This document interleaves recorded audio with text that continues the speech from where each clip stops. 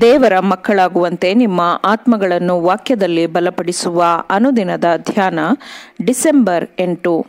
Ellen G white ರವರ sons and daughters of god ಎಂಬ ಪುಸ್ತಕದ 343ನೇ ಪುಟ. ಶೀರ್ಷಿಕೆ: ನಂಬಿಕೆಯಿಂದ ಲೋಕವನ್ನು ಜಯಿಸಿರಿ. ಈ ದಿನದ ಸತ್ಯವೇದದ ವಾಕ್ಯ: ಯಾಕೆಂದರೆ ದೇವರಿಂದ ಹುಟ್ಟಿರುವಂಥದ್ದೆಲ್ಲವೂ ಲೋಕವನ್ನು ಜಯಿಸುತ್ತದೆ. ಲೋಕವನ್ನು ಜಯಿಸಿದಂಥ ಆ ಜಯವು ನಮ್ಮ ನಂಬಿಕೆಯೇ. 1 ಯೋಹಾನನು 5ನೇ ಅಧ್ಯಾಯ 4ನೇ ವಚನ. ಕ್ರಿಸ್ತನಿಗೆ ಸೈತಾನನು ಮುಂದಿಟ್ಟ ಅದೇ ಶೋಧನೆಗಳನ್ನು ಇಂದು ಸೈತಾನನು ನಮ್ಮ ಮುಂದೆ ಇರಿಸುತ್ತಿದ್ದಾನೆ. ನಮ್ಮ ನಿಷ್ಠೆಗೆ ಪ್ರತಿಯಾಗಿ ಈ ಲೋಕದ ರಾಜ್ಯಗಳನ್ನು ಸೈತಾನನು ನಮಗೆ ನೀಡುತ್ತಾನೆ. ಆದರೆ ಯೇಸುವು ನಂಬಿಕೆಯ ಕರ್ತೃವು, ನಂಬಿಕೆಯನ್ನು ಪೂರ್ಣಗೊಳಿಸುವವನು ಆಗಿದ್ದಾನೆ ಎಂದು ಯೇಸುವನ್ನು ನೋಡುವವರಲ್ಲಿ ಸೈತಾನನ ಶೋಧನೆಗಳಿಗೆ ಯಾವ ಬಲವೂ ಇರುವುದಿಲ್ಲ. ನಮ್ಮಂತೆಯೇ ಎಲ್ಲ ವಿಷಯಗಳಲ್ಲಿಯೂ ಶೋಧನೆಗೆ ಒಳಗಾದರೂ ಪಾಪವನ್ನೇ ಮಾಡದವನ ಸದ್ಗುಣ ಸ್ವಭಾವಗಳನ್ನು ನಂಬಿಕೆಯಿಂದ ಸ್ವೀಕರಿಸುವವನನ್ನು ಅವನು, ಅಂದರೆ ಸೈತಾನನು, ಪಾಪಕ್ಕೆ ದೂಡಲಾಗುವುದಿಲ್ಲ. ದೇವರು ಲೋಕದ ಮೇಲೆ ಎಷ್ಟೋ ಪ್ರೀತಿಯನ್ನಿಟ್ಟು ತನ್ನ ಒಬ್ಬನೇ ಮಗನನ್ನು ಕೊಟ್ಟನು. ಆತನನ್ನು ನಂಬುವ ಒಬ್ಬನಾದರೂ ನಾಶವಾಗದೆ ಎಲ್ಲರೂ ನಿತ್ಯ ಜೀವವನ್ನು ಪಡೆಯಬೇಕೆಂದು ಆತನನ್ನು ಕೊಟ್ಟನು ಎಂದು ವಾಕ್ಯವು ಹೇಳುತ್ತದೆ.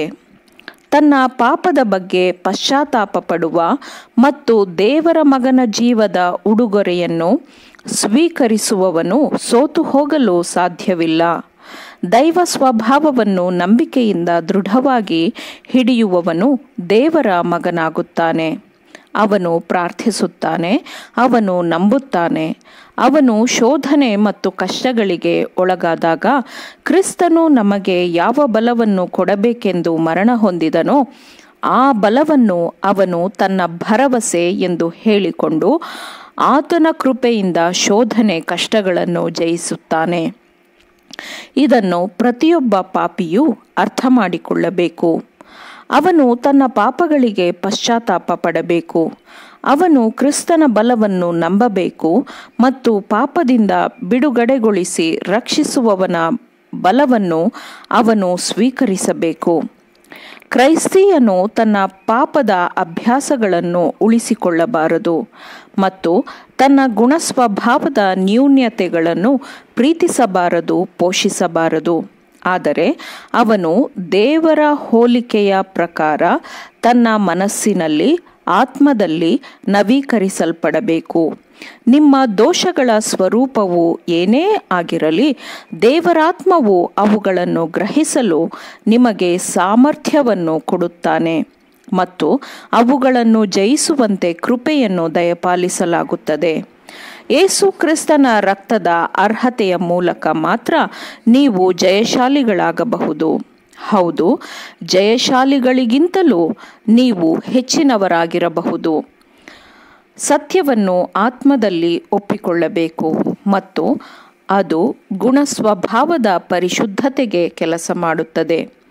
ಇದು ಜೀವನವನ್ನು ಪರಿಷ್ಕರಿಸಿ ಶುದ್ಧ ಮಾಡುತ್ತದೆ ಮತ್ತು ಜೀವನವನ್ನು ಉನ್ನತೀಕರಿಸುತ್ತದೆ ಮತ್ತು ಕ್ರಿಸ್ತನು ತನ್ನನ್ನು ಪ್ರೀತಿಸುವವರಿಗಾಗಿ ಸಿದ್ಧಪಡಿಸಲು ಹೋಗಿರುವ ಬಿಡಾರಗಳ ಪ್ರವೇಶಕ್ಕೆ ನಿಮ್ಮನ್ನು ಯೋಗ್ಯಗೊಳಿಸುತ್ತದೆ, ಸರಿಹೊಂದಿಸುತ್ತದೆ. ಪರಲೋಕವು ನಮಗೆ ಎಲ್ಲವೂ ಆಗಿದೆ, ನಮಗೆ ಅಮೂಲ್ಯವಾಗಿದೆ ಮತ್ತು ಪರಲೋಕವನ್ನು ನಾವು ಕಳೆದುಕೊಂಡರೆ ನಾವು ಎಲ್ಲವನ್ನೂ ಕಳೆದುಕೊಳ್ಳುತ್ತೇವೆ. ಆಮೇನ್. ದೇವರ ವಾಕ್ಯಗಳನ್ನು ಶ್ರದ್ಧೆಯಿಂದ ಆಲಿಸುವವರು, ಪಾಲಿಸುವವರು ಆಗಬೇಕೆಂದು ನಿಮ್ಮನ್ನು ಉತ್ತೇಜಿಸುತ್ತೇನೆ. ಪರಿಶುದ್ಧಾತ್ಮನ ಸಹಾಯದಿಂದ ಆಲಿಸಿದ ನಿಮ್ಮೆಲ್ಲರಿಗೂ ಧನ್ಯವಾದಗಳು. ಮತ್ತೆ ದೈನಂದಿನ ಧ್ಯಾನಕ್ಕಾಗಿ ನಾಳೆ ಸಂಧಿಸೋಣ. ಆಮೇನ್.